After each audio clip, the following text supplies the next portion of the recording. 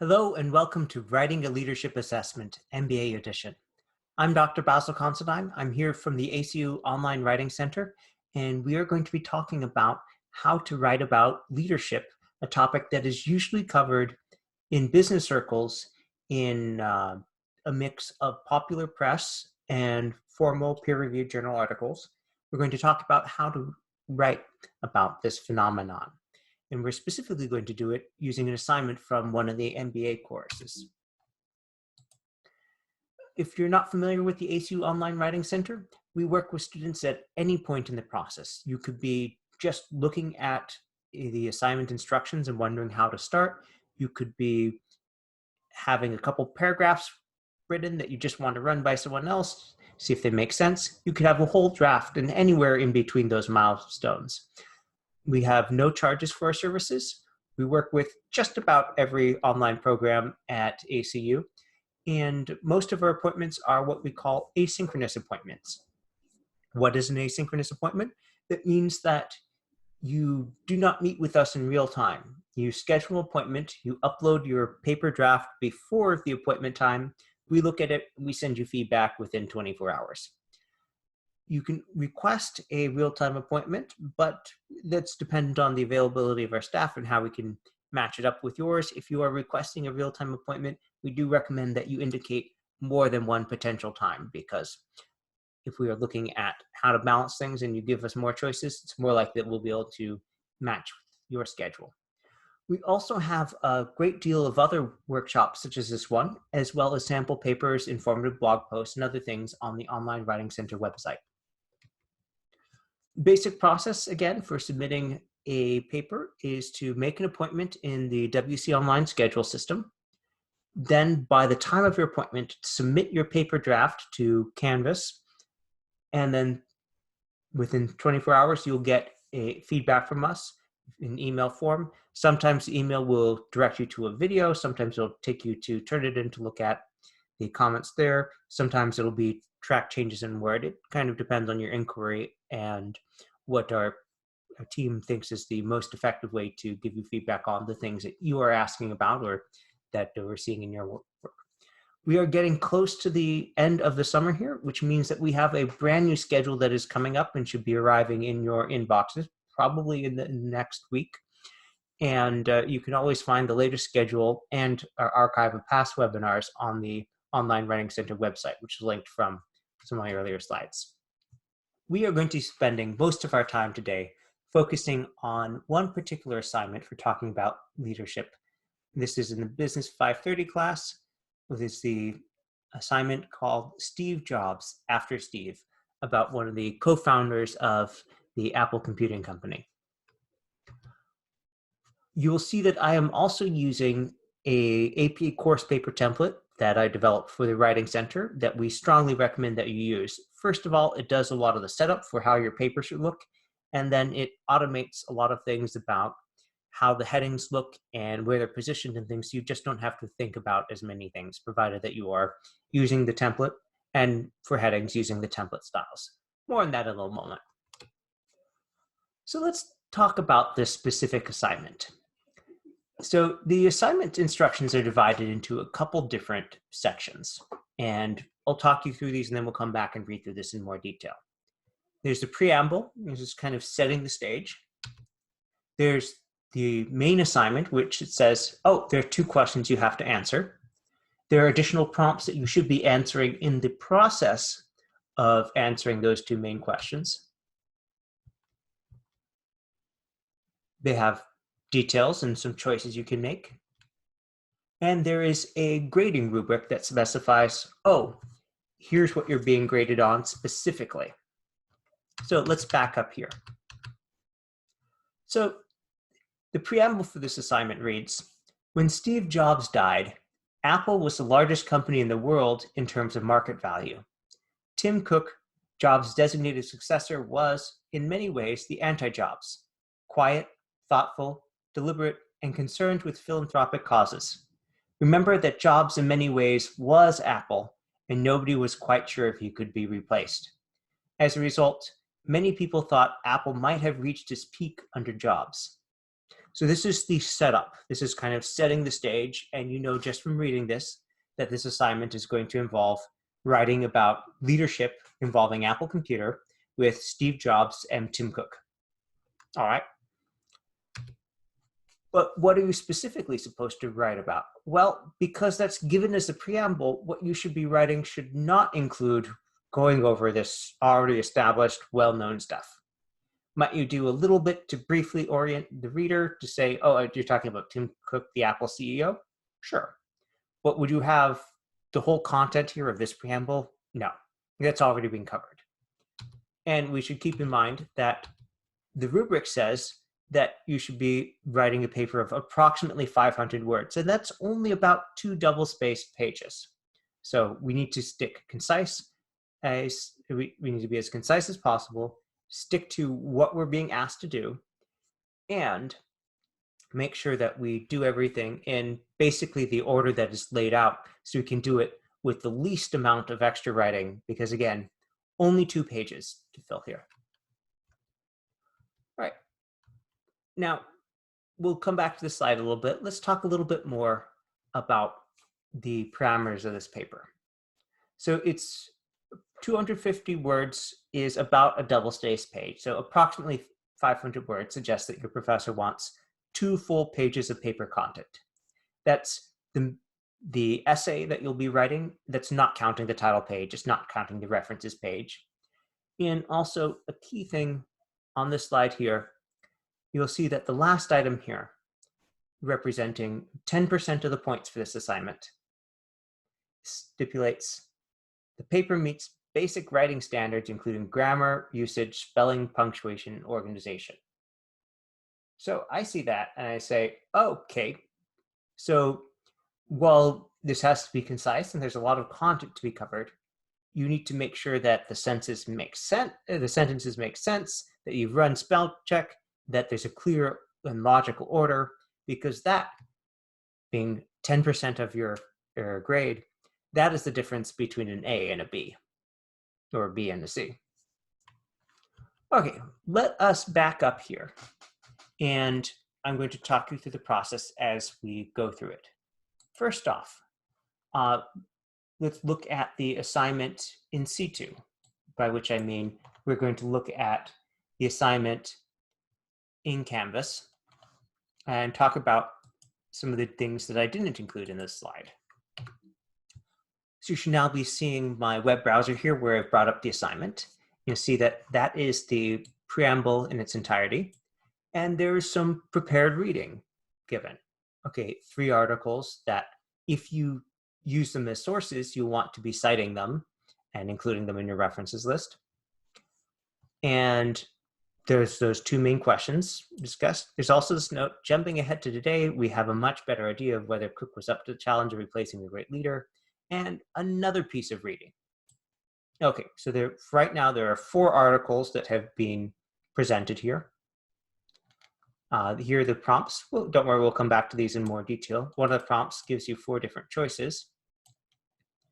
And we look down here, we'll see that the professor wants you to be very specific about including certain details, such as making sure that there's a brief summary of what Tim Cook did to prepare for the role of CEO and how Steve Jobs was involved, discuss a specific aspect of his leadership, develop a case whether he is the world's greatest business leader, explain how they can do an outstanding job of leading the same large company, take a specific stance on how Apple's success is related to leadership. So your reader, this is saying your reader should not end here wondering, well, so did this matter? And whether you conclude, for example, oh, Steve Jobs was responsible for everything, Tim Cook just kept the lights on, or Steve Jobs started it, but Tim Cook has carried that torch, or anything in the middle. You know from the points here, this is 20% of the grade on your clearly stating and defending a specific stance, specific opinion, informed opinion on how Apple's success relates to the leadership by these 2 men. We know that you are not supposed to go terribly over or be terribly under, because as we have about 10% of the grade going to meeting those things. And we see here that the summary is supposed to be a smaller part. Okay, let's go back to the slides and talk through some of these things in more detail.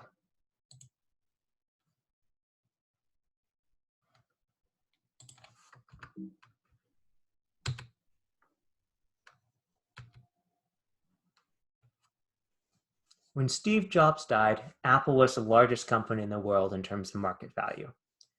Tim Cook was, in many ways, the anti-Jobs.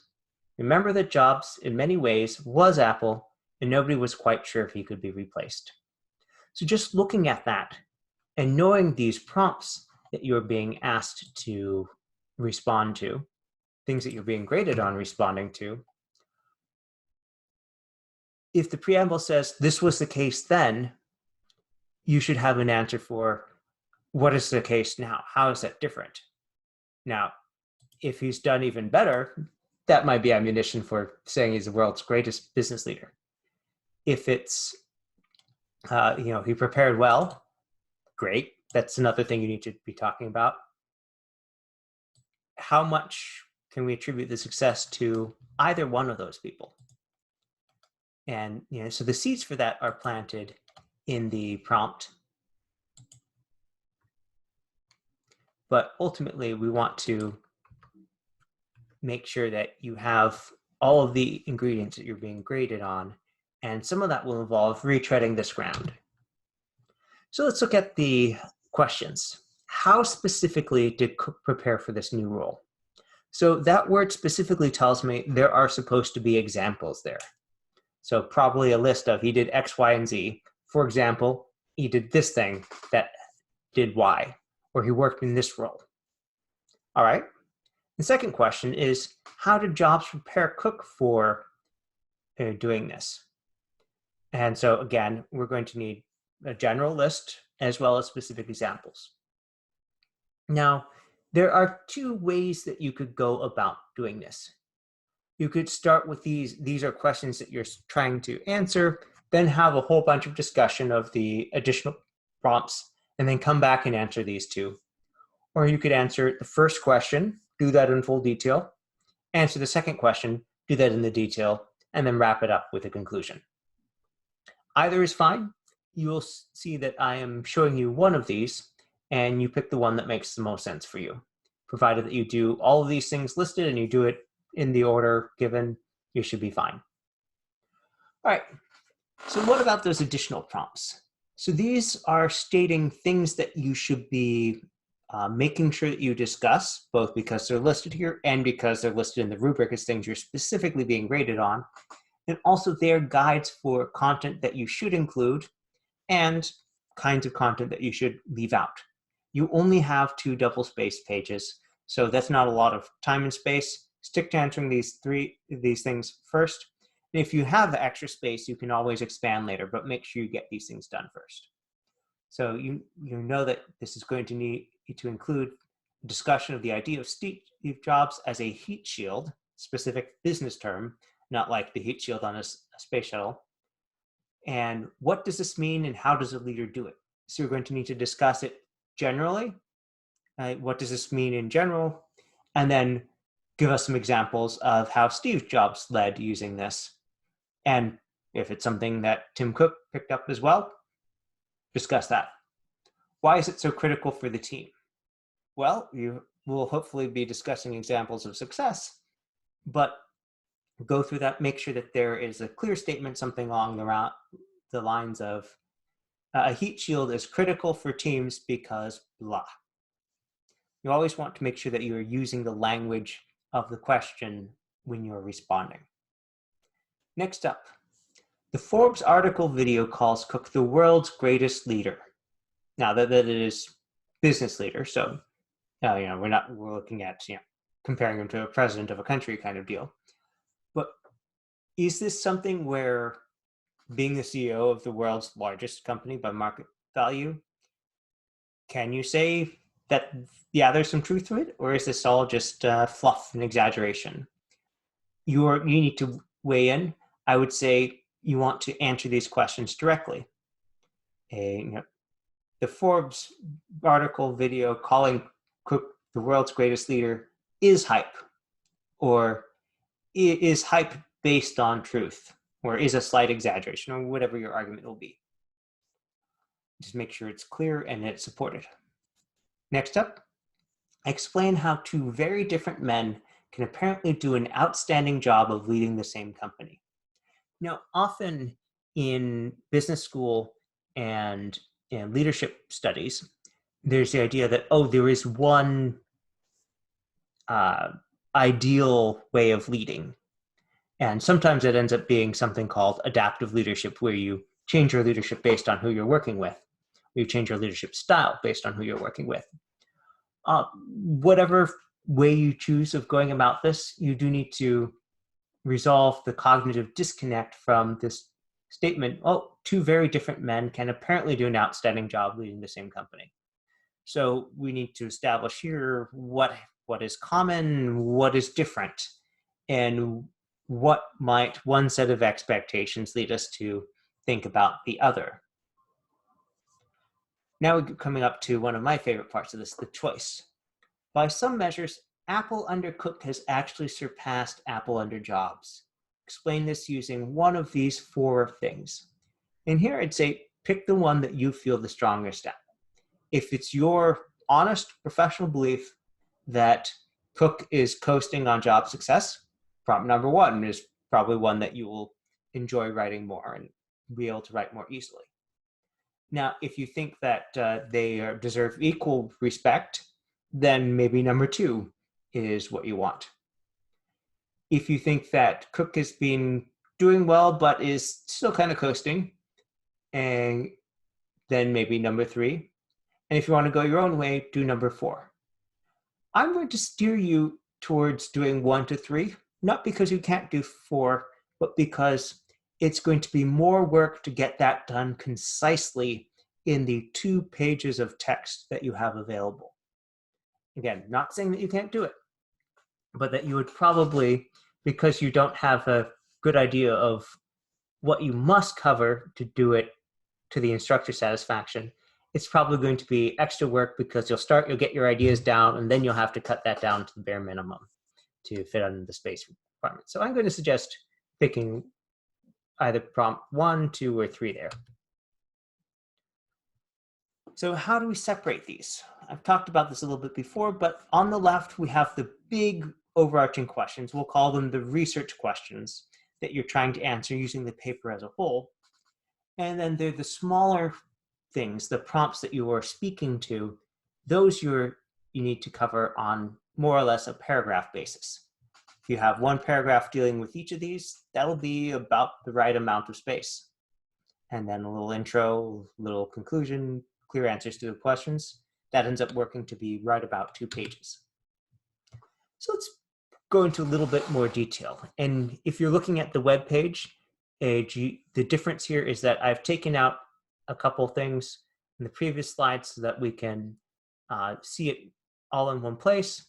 And I think I've done a little bit more deletion and a little bit of formatting with the bolding so we can focus on what the prompts are and what's, here's some expansion on that detail.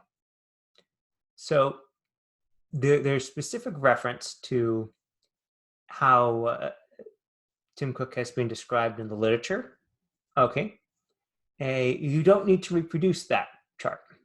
However, if you discuss it, you will want to cite it.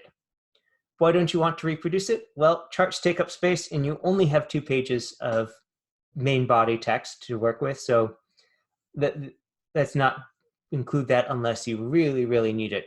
And if you give a citation to the author, date, and then page, or paragraph number, as the case may be, then your readers can find it without your having to include it in your paper itself. Okay, so I always like to go through the rubric and highlight or take notes on what it's specifically highlighting to do. And you'll see I've marked this up here. some things like, oh, formatted based on APA guidelines, I haven't marked because all of your assignments are supposed to be in APA 7. So it's not really something we need to spend any highlighter on.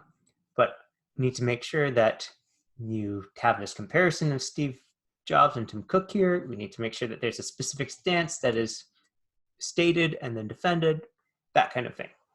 This kind of highlighting is just a way of giving yourself an even clearer checklist to work with.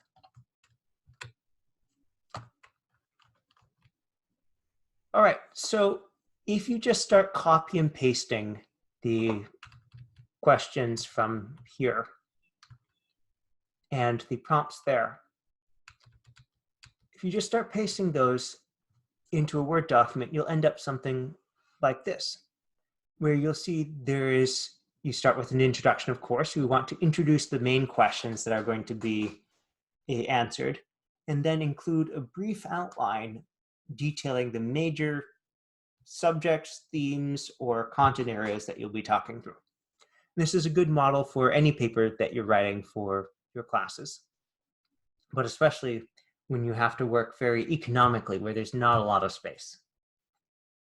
And you'll see here that I've not only pasted the prompts in, but I've also crossed out things that you don't need for your outline.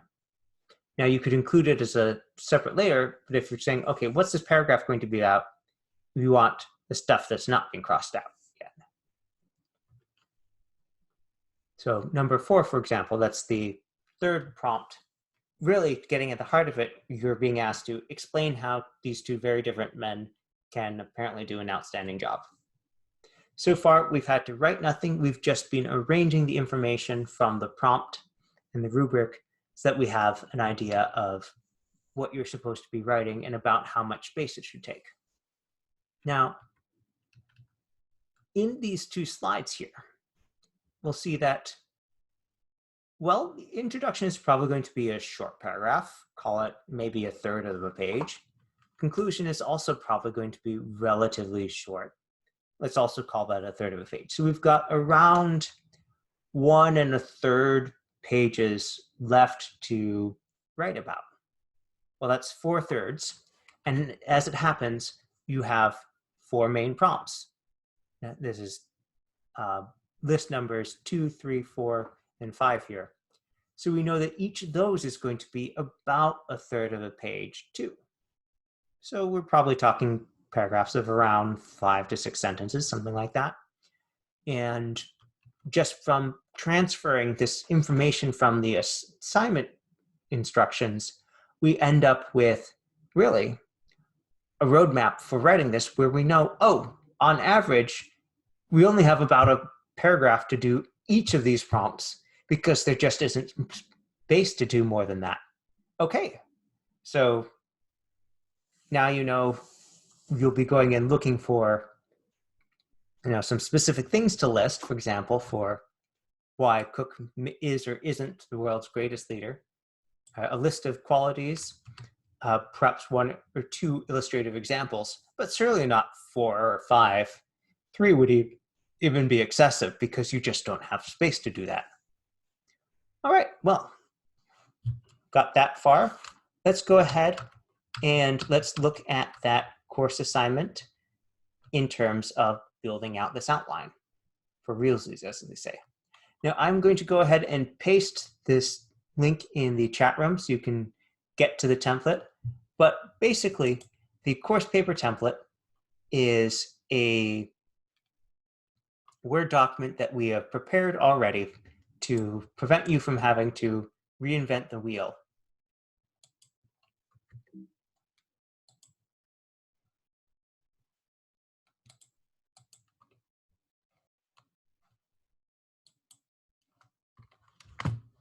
Just a moment.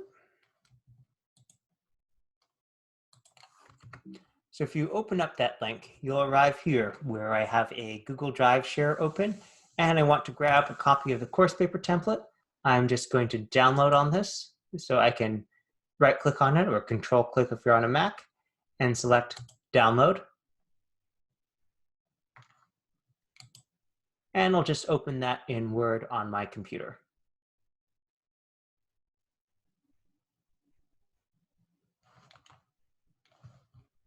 Let's change our sharing over there.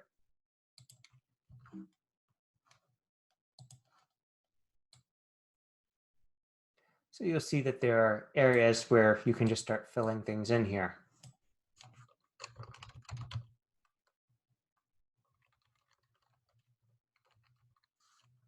Now, if you're putting in your title here, let's make sure it's in title case as required in APA style. And if you're going to be just listing the course paper assignment name rather than giving your own spin on it, then I'd say just make sure you match that title.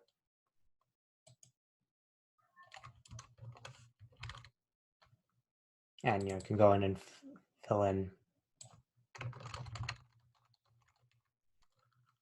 so on and so forth. If you do decide that you're going to do something as you write, like come back in another pass to fix the capitalization and stuff, so just keep a pad of paper or Post-it next to your computer and write everything that you're going to come back to and do later so you don't forget and miss it. I can't tell you how many papers in my years of teaching where people have turned them in, graduate students, master's students, doctoral students even, turned in their paper without putting their name on it. It's always embarrassing, regardless if it affects your grade. So just make sure you do that right now. All right, if you don't have to include an abstract, if your professor doesn't specifically tell you to include an abstract, just take this page out. And here, it's going to be the same title going in again. And delete all this placeholder stuff.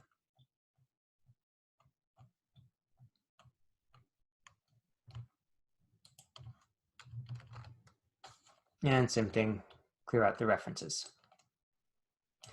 All right, now you've seen me talk about how to create the outline already. So let's talk about how to cite some of these sources. So let's go back to the web browser here. Given how much of your grade is pegged to using APA style correctly, it's always a shame to lose points on something like formatting for your references list. So let's go ahead and I'm going to open up these different pages in different tabs, and let's look at them in turn. So this one here, this is an article from Fortune magazine. So we have some stuff here to talk through here. And really, we're just interested in how to cite this.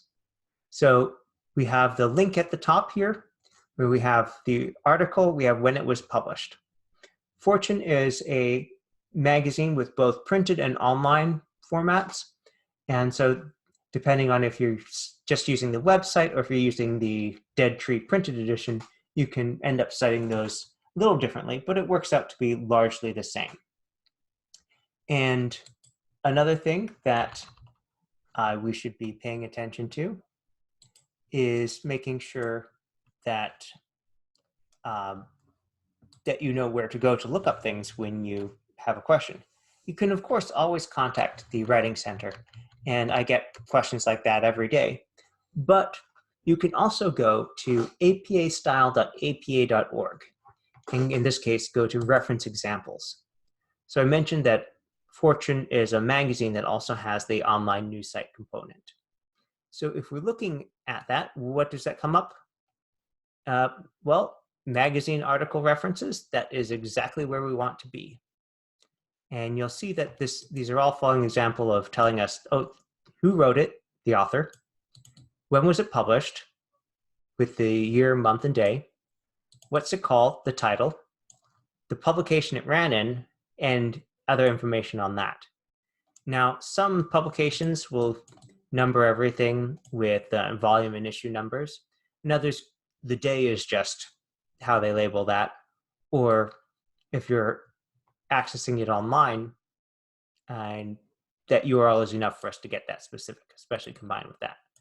So let's look at that Fortune entry and start building something in Word.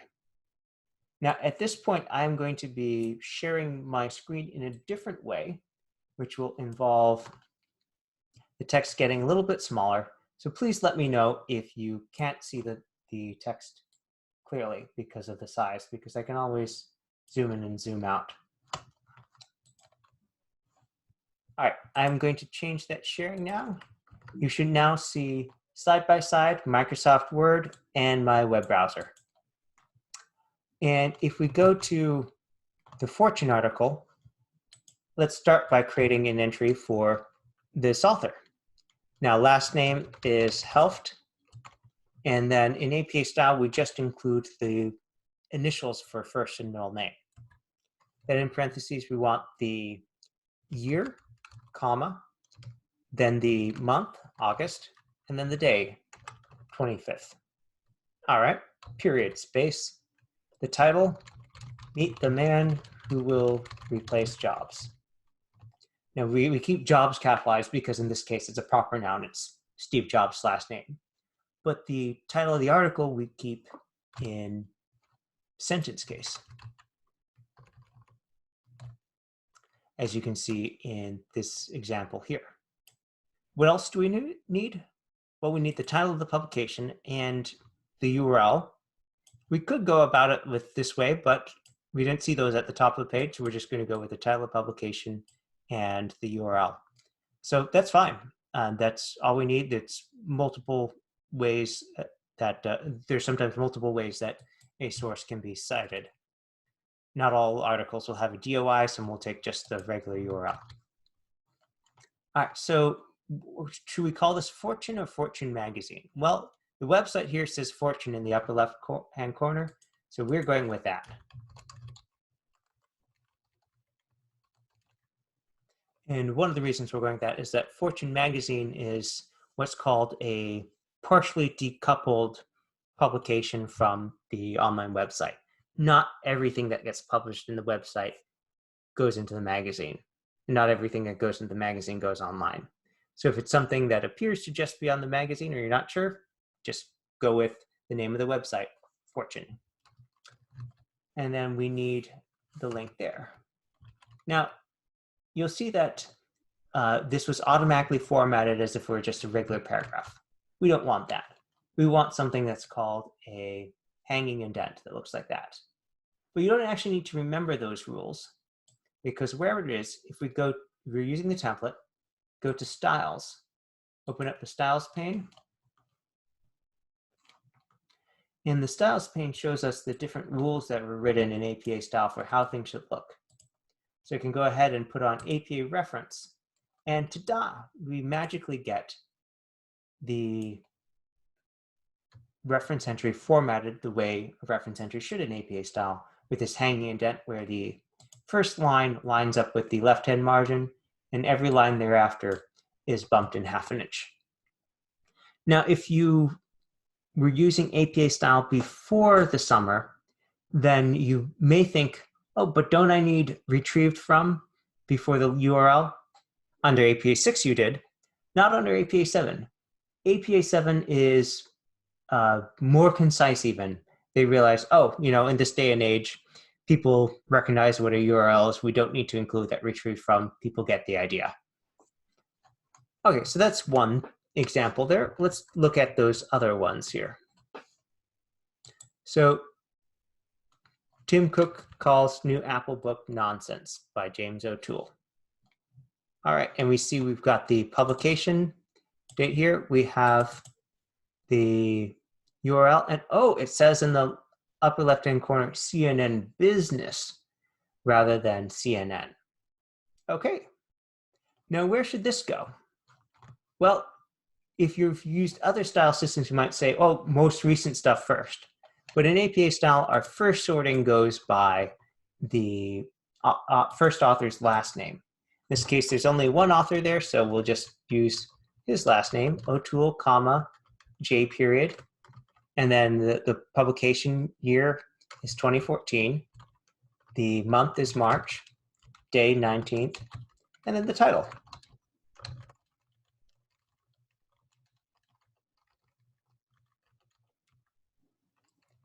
And because, as I mentioned earlier, it's CNN Business, then rather than just put CNN, we're going to put in CNN Business.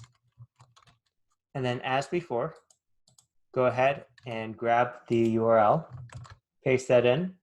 You can see that that messed up the formatting. That's okay. We just changed this to match destination formatting. And if it's still not quite there, well, it's because there's this manually typed space that we want to get rid of. All right. So that's all it took to do those two entries. Let's look at the other sources here. Well, this one on Mashable. Mashable would be the name of the publication. There's our title for the article. Seth Fiergerman is the author, so that would be Fiergerman, comma, S period. Got our publication and date here, and then the URL up top. All right, that's pretty simple. And then the last item on the list here, this video. So if you're looking at this, you'll notice that this is taking you to a PDF document, rather than a just something that's on a website here. Now, there are a number of different reasons why this might be the case, but we want to know how to cite this. Now, you could cite this essentially as, here is an article that I got from the ACU website, in which case we'd have the author, we have the publication year, we've got the title. We don't really know where it was, but we could put in, okay, ACU Canvas, and then have a link there. It wouldn't be really helpful for anyone who isn't an ACU student with access to that website, though. So let's go ahead and do a search for that title in quotes. And you'll see, oh, that appears to be an article from Fortune magazine. And well, there's Adam. There's the title. Here's the video. Okay. So now that we did just that very quick Google search, we find we have all the information we need to put in another reference entry for this. All right, let us step back and look at that source there and how it's described here. Read this article. Okay, yeah, so we're going to cite that. But there's also another mention here, the Forbes article video.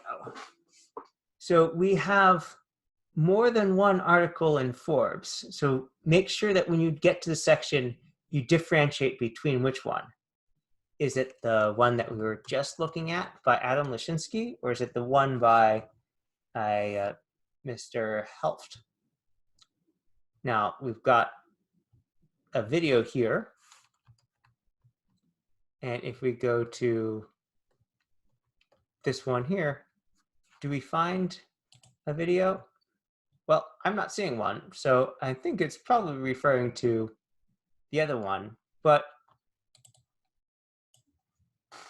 there's a video link here that's not working. So it might be worth sending an email to your professor saying, hey, I see there was originally supposed to be a video there. It's not working right now.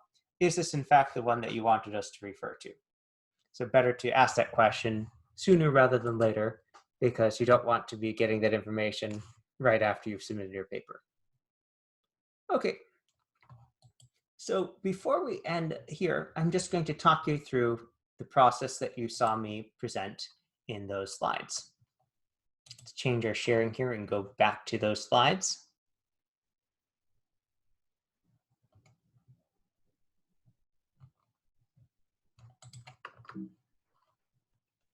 So you saw that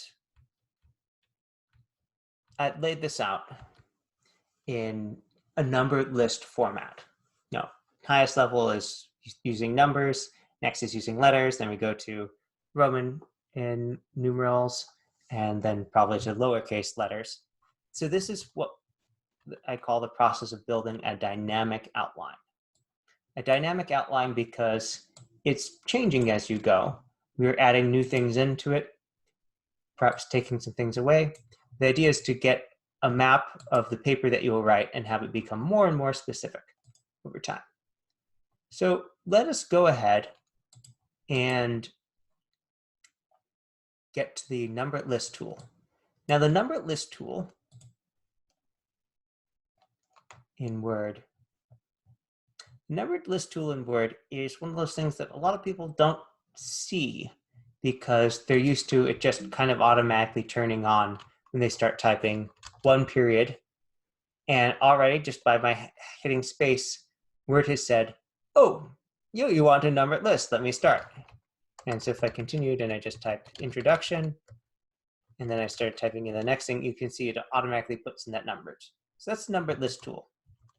Now you can also start out a different way. When you're still not sure what kind of order it's going to be, you could just start typing, introduction, discuss the blah, and then select these and go up here and click on this icon here, numbering, and that'll create a numbered list. Now, this one was tab indented, so it's a little off, but if I press Shift Tab, it takes it back one level. If I press Tab, it brings it forward one level.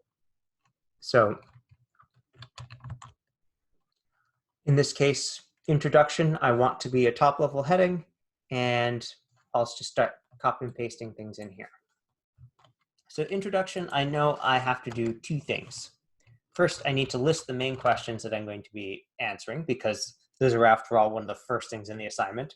We better make sure we make it clear we are going to be answering these and then answer them clearly. We also want an outline, a roadmap of the major content that this paper will cover, so the reader is never surprised to find us discussing something. So those main questions, I'm just going to go right to the assignment sheet and I'm going to paste those into here. I'm going to paste it at a lower level. Now, if you just hit paste, you'll often find that the formatting gets mucked up.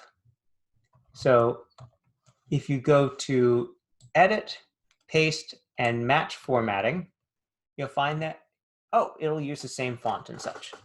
So that just saves us a little cleanup work. And then the outline, we'll fill that in with the major sections later. Now, going back to the prompts earlier, we've got these 4 numbered prompts in order.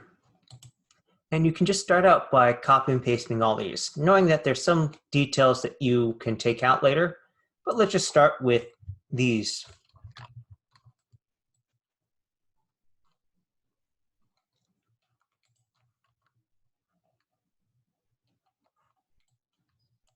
So again, I'm going to edit, paste, and match formatting. You can also right-click or control-click if you're on a Mac and find that you may have options here for paste to determine that.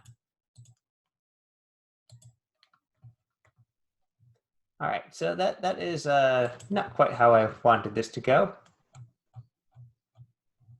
So when you run into something that you can say, okay, keep text only.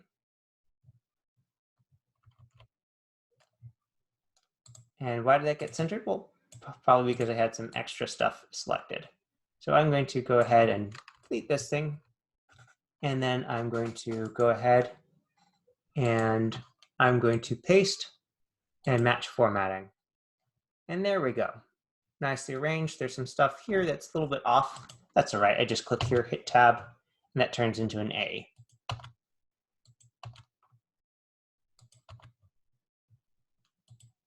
And we know that this paper is going to end with a conclusion of some sort, where we circle back and say, okay, here are our answers here. So now the next step I recommend is going through and breaking this down even more. So this part here, this is really 3 different things. Define term heat shield. Answer, how does a leader do it? Why is it critical? And then probably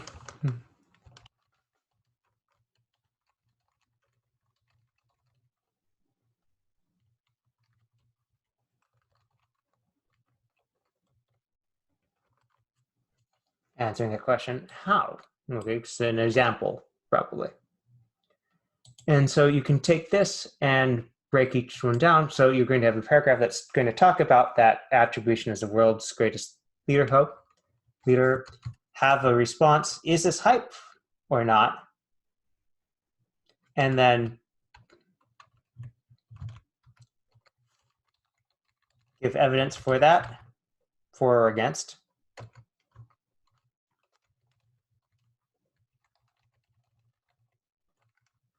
And probably because you're comparing them to him, compare back to Steve Jobs.